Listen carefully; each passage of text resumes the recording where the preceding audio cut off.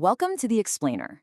Today, we're taking a sledgehammer to a massive myth that has kind of haunted business strategy for decades. And that's the idea that making a profit and doing social good are fundamentally at odds. We are going to look at why proactive social investment isn't just some fluffy PR stunt. It's actually the ultimate survival and growth strategy for modern businesses. Let's dive right in. So, here's a quick roadmap of what we're covering. We'll hit the business versus society myth, look at the mega planning paradigm shift, review history's successful social capitalists, dig into a fascinating case study of the Refinor refinery, and wrap up with the undeniable bottom line. All right, section 1, the business versus society myth. We're going to start by exposing a pretty huge blind spot in mainstream business. You know, management legend Peter Drucker really hit the nail on the head way back in 1988. He pointed out that managers inevitably look at their business from the inside. They treat the company like it exists in a vacuum, and that is a dangerous managerial blind spot. Because when you're only looking inward at your spreadsheets, you completely forget that your business actually requires a functioning, healthy society around it just to survive. And that blind spot?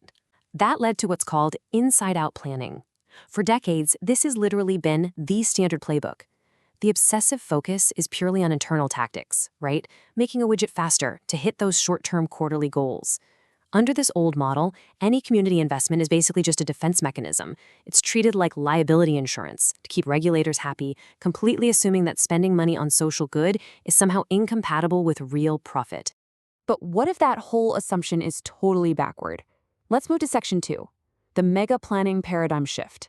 Enter organizational theorist Roger Kaufman. He introduced a completely flipped approach. It's an outside-in strategy called mega planning. Instead of obsessing over your internal process, mega planning argues you absolutely must focus on the development of your surrounding community first. Think about it. If society is collapsing right outside your doors, your internal efficiency doesn't matter at all.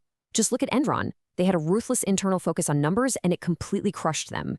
Mega planning is all about securing your long-term viability by actively improving your external environment. Now, to prove this isn't just some utopian theory dreamed up in a faculty lounge, let's jump into section 3, history's successful social capitalists. Let's look at Henry Ford. The guy didn't just build cars. Sure, step 1, he revolutionized internal production with the assembly line.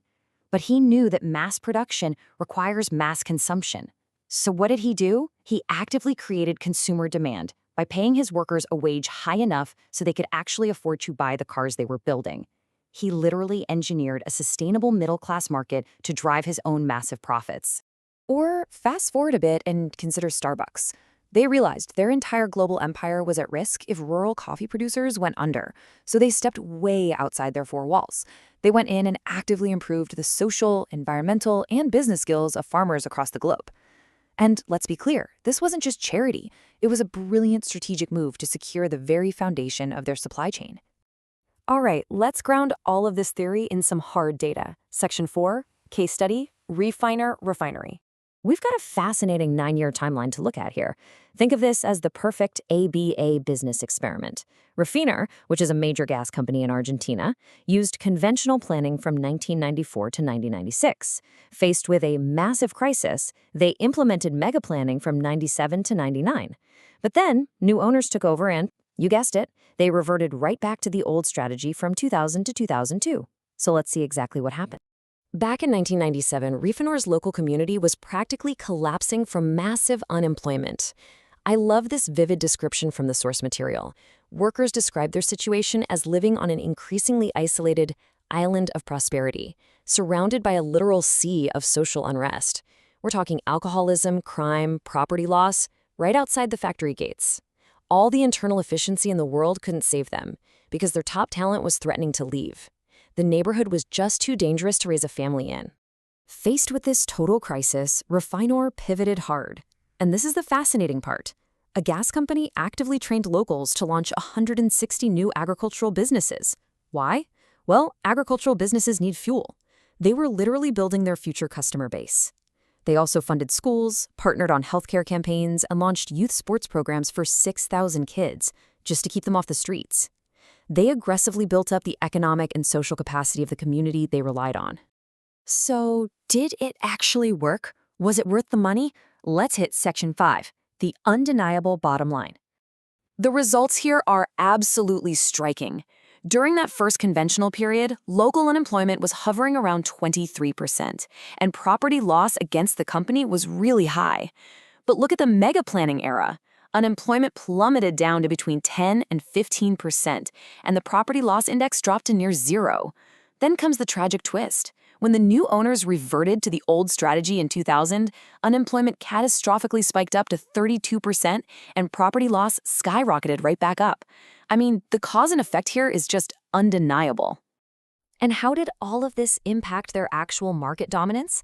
Well, during the conventional periods, market share hovered around 4.4%. But during those mega planning years, it surged to an average of 6.3%.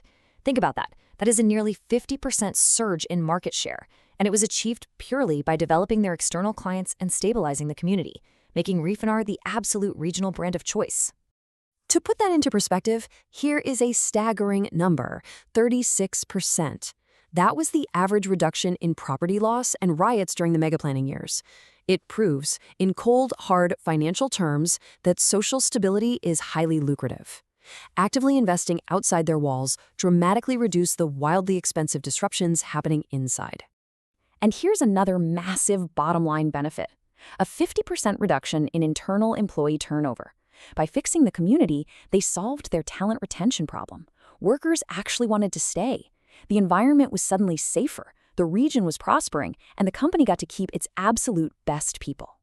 Refinor's tragic collapse back into chaos after the year 2000 perfectly summarizes the big takeaway here. The true 21st century business risk isn't about ignoring some new software update. It's entering emerging markets with exclusively short-term financial goals and absolutely zero social strategy. Doing social good is no longer just a PR exercise, folks. It is a critical, measurable risk mitigation tool and a powerful driver of long-term profit. So I'm going to leave you with this provocative thought to challenge how you view your own organization's growth strategy. Are you actively building a sustainable community around your business, or are you just trying to build an isolated island of prosperity? Because as we've clearly seen from the data, an island can eventually be swallowed by the sea. Thanks for joining me for this explainer. Keep focusing on the big picture, and we'll see you next time.